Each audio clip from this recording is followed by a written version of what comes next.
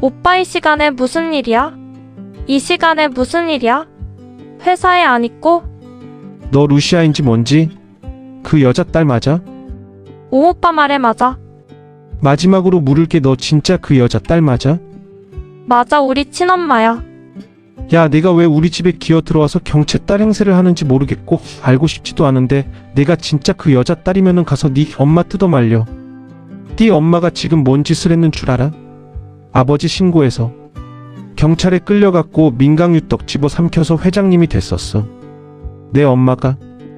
야, 이 정도면 내 엄마하고 우리 가족은 웬수 아니냐? 근데 그 딸이 여기서 뭉개고 있는 게 말이 돼?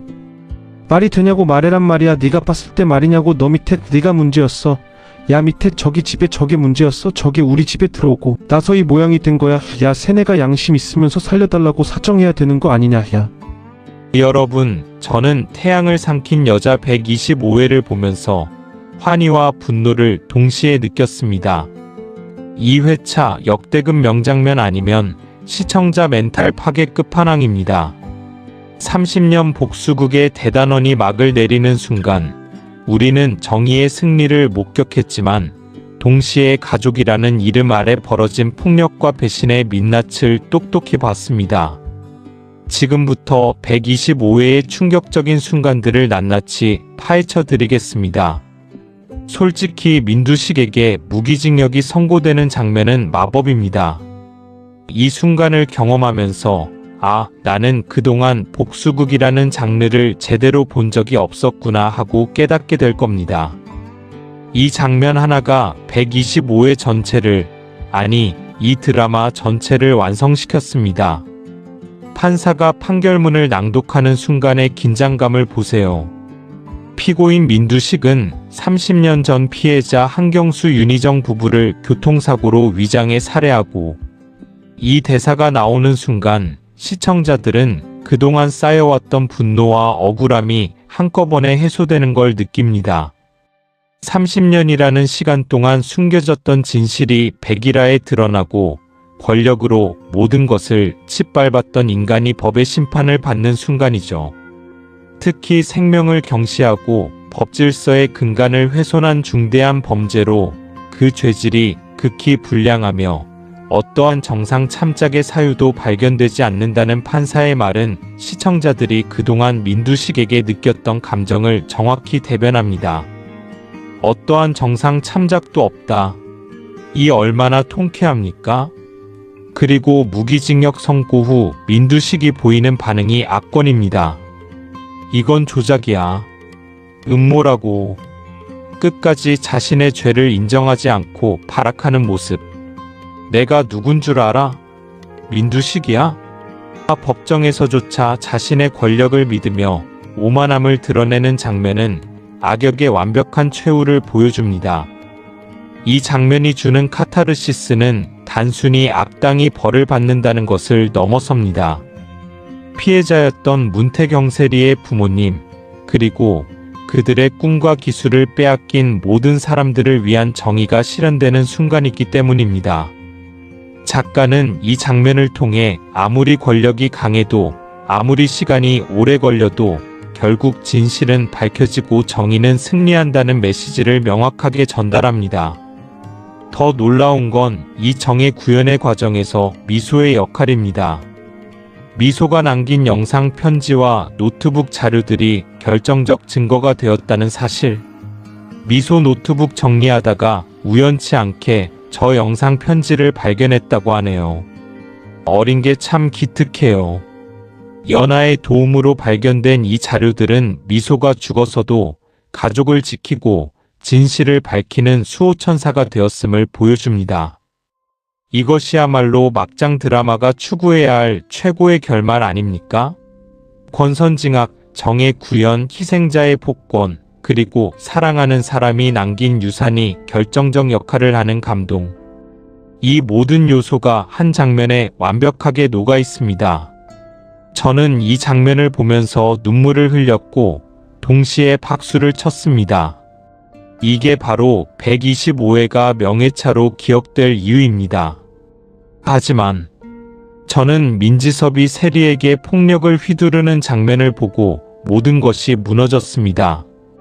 이게 지상파 드라마가 맞나요?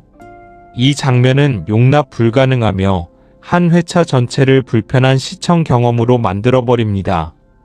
제작진은 이 폭력 묘사의 강도에 대해 심각하게 재고했어야 합니다. 민지섭이 세리의 방에 쳐들어와서 소리를 지르는 순간부터 분위기가 심상치 않습니다. 너 루시아인지 뭔지? 그 여자 딸 맞아? 취한 상태로 어린 여자아이를 협박하고 추궁하는 성인 남성의 모습. 이미 이 시점에서 선을 넘었습니다. 하지만 진짜 문제는 그 다음입니다. 야, 내가 루시아인지 뭔지 여자 딸이면은 당장 가서 내 엄마 뭐라 그래? 내 엄마한테 회장 자리 포기하고 아버지 신고한 거 물러라고 해. 세리가 거부하자 민지섭은 골프채를 들고 협박하기 시작합니다. 성인 남성이 미성년 여성에게 흉기를 들이대는 장면을 왜 이렇게 적나라하게, 이렇게 길게 보여줘야 했습니까? 나 쳤어? 나 지금 쳤지? 루시아가 민지섭을 때린 후 그는 완전히 이성을 잃고 폭력을 행사합니다. 방 안에서 벌어지는 폭력 장면의 사운드와 비주얼은 시청자에게 극도의 불편함을 줍니다. 드라마가 긴장감을 조성하는 것과 폭력을 과도하게 묘사하는 것은 완전히 다른 문제입니다. 더 큰 문제는 이 폭력이 가족이라는 이름 아래 일어난다는 점입니다. 민지섭은 세리를 조카로 키웠던 사람입니다. 그런 사람이 혈연이 아니라는 이유로, 그리고 자신의 가족이 위기에 처했다는 이유로 어린 소녀에게 이런 폭력을 행사합니다. 내 조카는 재수없게 너랑 바뀌어서 진짜게 뒤졌어. 내가 우리 집에 들어온 게 재앙이고 불운이야.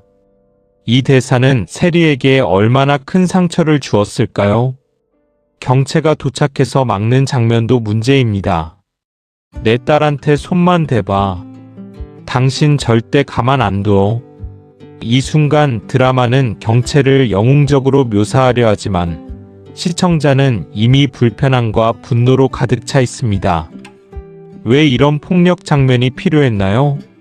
갈등을 표현하는 방법은 무수히 많은데 왜 굳이 미성년자를 향한 흉기 협박과 물리적 폭력을 선택했습니까? 이 장면은 드라마의 완성도를 심각하게 훼손합니다. 민지섭이라는 캐릭터가 아무리 분노하고 좌절했다 해도 이런 행동은 변호할 수 없습니다. 그리고 이걸 이렇게 강렬하게 보여주는 연출 선택도 정당화될 수 없습니다. 시청자들은 카타르시스가 아니라 불쾌감을 느낍니다. 더욱이 이 장면이 단순히 갈등을 보여주는 것을 넘어서 실제로 트라우마를 줄 수 있는 수준의 가정폭력 묘사라는 점에서 제작진의 책임이 큽니다. 특히 실제로 가정폭력을 경험한 시청자들에게 이 장면은 단순한 드라마 장면이 아니라 고통스러운 현실의 재현일 수 있습니다. 125회는 크게 세 가지 관계의 갈등이 폭발하는 회차입니다. 1. 민지섭 vs 세리 - 피해자를 향한 가해자의 분노. 민지섭과 세리의 대립은 이 회차의 가장 폭력적인 갈등입니다. 민지섭은 세리를 루시아의 딸, 즉 자신의 가족을 파괴한 원수의 자식으로만 봅니다. 내 엄마가 지금 뭔 짓을 했는 줄 알아?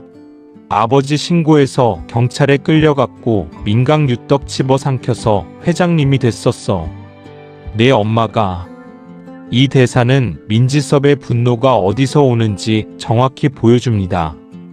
그는 자신의 아버지 민두식이 살인자이고 범죄자라는 사실은 외면한 채 오직 자신의 가족이 무너졌다는 사실에만 분노합니다. 전형적인 가해자 가족의 논리죠. 피해자인 세리에게 책임을 전가하고 자신의 감정을 정당화하려 합니다. 이 정도면 내 엄마하고 우리 가족은 원수 아니냐? 근데 그 딸이 여기서 뭉개고 있는 게 말이 돼? 민지섭의 논리는 완전히 왜곡되어 있습니다. 세리는 선택해서 민씨 가족에 들어온 것도 아니고 민두식의 범죄와는 전혀 무관한 피해자입니다. 하지만 민지섭은 그걸 이해하지 못합니다. 아니, 이해하고 싶지 않은 것이죠. 내가 왜 내 오빠야? 내 동생은 아니 내 조카는 재수없게 너랑 바뀌어서 진짜게 뒤졌어. 이 대사는 정말 충격적입니다. 민지섭은 죽은 미소를 언급하며 세리를 저주합니다. 세리가 미소의 죽음과 무슨 관계가 있습니까? 하지만 민지섭에게 세리는 모든 불행의 상징일 뿐입니다. 법정 장면에서 민두식의 몰락은 극적입니다. 30년간 권력과 돈으로 모든 것을 덮어왔던 남자가 마침내 법의 심판을 받습니다. 판사가 낭독하는 죄목들은 그가 저지른 악행의 목록입니다. 30년 전 피해자 한경수 윤희정 부부를 교통사고로 위장해 살해하고 피해자의 핵심 기술을 불법 탈취해 그들의 기업 자산을 편취한 점, 사건 은폐를 위해 조필두로 하여금 허위 자수를 하게 하고 이후 납치 살해 후 사체를 유기한 점, 또한 피해자의 유일한 유가족인 문태경에 대한 납치 및 살해를 지시한 점이 모두 인정된다. 이 한 문장 안에 민두식이 저지른 모든 범죄가 압축되어 있습니다. 살인, 절도, 사체 유기, 은폐, 또 다른 살인 교사. 그는 단순한 사업가가 아니라 연쇄범죄자였습니다. 무기징역 선고 후 민두식의 반응은 그의 본성을 여실히 드러냅니다. 이건 조작이야. 음모라고. 못 앉아. 이딴 재판 인정 못해. 절대 인정 못해. 법정에서조차 판결을 인정하지 않고 발악하는 모습. 내가 누군 줄 알아? 민두식이야? 자신이 특별한 존재이고 법 위에 있다고 믿는 오만함. 끝까지 반성하지 않는 범죄자의 전형입니다. 가장 아름다운 관계는 역시 경채와 세리입니다. 민지섭의 폭력으로부터 세리를 지킨 경채는 드디어 딸과 진정한 유대를 형성합니다. 프러포즈 장면은 이 드라마의 하이라이트 중 하나입니다. 세상 사람들은 미소를 다 잊어도 난 끝까지 미소 잊지 않을게요. 미소가 우리한테 남겨준 사랑과 따뜻했던 기억들. 그리고 세리라는 귀한 딸까지. 당신과 함께하는 모든 순간들을 앞으로 소중히 간직하며 살고 싶어요. 아프고 힘들었던 시간들. 우리 이제 평생 함께 웃으면서 보내요. 나와 결혼해 줄래요? 이 프로포즈는 단순히 두 사람의 결합이 아닙니다. 미소를 기억하고 세리를 받아들이고 과거의 상처를 치유하며 새로운 미래를 약속하는 선언입니다. 경채는 미소의 빈자리를 메우려는 것이 아니라 미소를 기억하면서 세리와 함께 새로운 가족을 만들려 합니다. 분식집 장면에서 경채가 기억을 잃어가면서도 미소를 떠올리려 애쓰는 모습은 눈물겹습니다. 우리 딸이 미소인데. 경채씨 딸 이름은 미소잖아. 얼마나 착하고 예뻤는데. 우리 딸을 잘하네. 그럼 잘 알지. 누구 딸인데? 우리 딸 얘기 좀 해줘. 이상하게 이름밖에 기억이 안 나. 경채의 기억 상실은 비극적이지만 그녀가 딸의 이름만은 기억한다는 점이 중요합니다. 사랑은 기억보다 깊은 곳에 새겨진다는 진실을 보여주죠. 난 진짜 나쁜 엄마야. 자기 딸도 기억 못하고. 세상에 이런 엄마가 어디 있어? 경채의 자책에 대한 루시아의 답이 감동적입니다. 아니야. 자긴 세상에서 제일 좋은 엄마야. 이 회차는 여러 상징과 메시지를 담고 있습니다. 정의의 지연은 정의의 부정이 아니다. 30년이 걸렸지만 결국 진실은 밝혀졌습니다. 민두식은 법의 심판을 받았고 피해자들은 복권되었습니다. 이것은 시청자들에게 희망의 메시지를 전달합니다. 아무리 권력자가 진실을 덮으려 해도 시간이 걸려도 결국 정의는 실현된다는 것을. 피해자와 가해자의 자녀들. 세리와 민지섭은 극명한 대조를 이룹니다. 세리는 피해자의 딸로서 진실을 밝히는 데 기여했지만 민지섭은 가해자의 아들로서 아버지의 죄를 인정하지 못하고 또 다른 폭력을 저지릅니다. 부모의 죄가 자녀에게 대물림되는 것이 아니라 자녀가 어떤 선택을 하느냐가 중요하다는 것을 보여줍니다. 사랑의 유산. 미소가 남긴 영상과 자료들은 사후에도 가족을 지키는 힘이 됩니다. 사랑은 죽음으로 끝나지 않으며 사랑하는 사람이 남긴 것들이 우리를 계속 보호한다는 메시지입니다. 기억과 망각. 경체의 기억 상실은 흥미로운 주제를 제기합니다. 우리는 사랑하는 사람을 어떻게 기억해야 할까요? 경체는 미소의 얼굴을 잊어도 이름을 기억하고 그 사랑을 기억합니다. 완벽한 기억보다 중요한 것은 사랑의 본질을 간직하는 것입니다. 뛰어난 점. 법정 장면의 연출은 탁월합니다. 카메라는 민두식의 무너지는 표정, 판사의 엄숙한 모습, 방청객들의 반응을 세밀하게 포착합니다. 긴장감 있는 편집과 음악은 정의 구현의 순간을 극대화시킵니다. 태경의 프러포즈 장면도 아름답게 연출되었습니다. 두 사람의 클로즈업, 부드러운 조명, 감성적인 음악이 어우러져 감동을 배가시킵니다. 배우들의 연기도 훌륭합니다. 특히 민두식 역의 배우가 보여주는 오만함에서 공포로, 공포에서 분노로 변하는 감정 연기는 압권입니다. 경채 역의 배우도 기억을 잃어가는 엄마의 슬픔과 사랑을 섬세하게 표현합니다. 문제가 되는 점. 하지만 민지섭의 폭력 장면은 과도합니다. 연출이 너무 사실적이고 강렬해서 시청자에게 불편함을 줍니다. 갈등을 표현하는 것과 폭력을 미화하거나 과도하게 노출하는 것은 다릅니다. 이 장면의 길이와 강도는 제고되어야 했습니다. 또한 세리 역의 배우가 겪었을 촬영 과정의 어려움도 고려해야 합니다. 미성년 배우에게 이런 폭력 장면을 연기시키는 것이 적절했는지 의문입니다. 자, 여러분이 보시기엔 어떻습니까? 한편으로는 30년 복수극의 완벽한 대단원, 민두식의 무기징역 선고, 미소의 유산이 빛을 발하는 감동적인 결말, 루시아와 태경의 아름다운 프러포즈. 이 모든 요소들이 역대급 명회차를 만들어냅니다. 하지만 다른 한편으로는 미성년자를 향한 과도한 폭력 묘사, 가정폭력의 적나라한 재현, 시청자에게 불편함과 트라우마를 줄 수 있는 장면들. 이것들이 시청주의 회차로 만들어버립니다. 여러분은 어느 쪽에 더 무게를 두시겠습니까? 정의 구현의 카타르시스가 더 중요합니까? 아니면 폭력 묘사의 과도함이 더 문제입니까? 저는 이렇게 생각합니다. 125회는 훌륭한 회차가 될 수 있었습니다. 민두식의 몰락, 미소의 유산, 루시아와 태경의 사랑. 이것만으로도 충분히 감동적이고 완성도 높은 에피소드가 될 수 있었죠. 하지만 민지섭의 폭력 장면은 이 모든 것에 그림자를 들이웁니다. 왜 굳이 저렇게까지 보여줘야 했을까요? 갈등은 대화로도, 긴장감 있는 대치로도, 더 세련된 방법으로도 표현할 수 있었습니다. 제작진은 자극적인 장면이 시청률을 높인다고 생각했을지 모르지만 그것이 드라마의 품격을 높이는 것은 아닙니다. 오히려 훼손시킬 수 있습니다. 그럼에도 불구하고 저는 125회를 봐야 할 회차라고 말하겠습니다.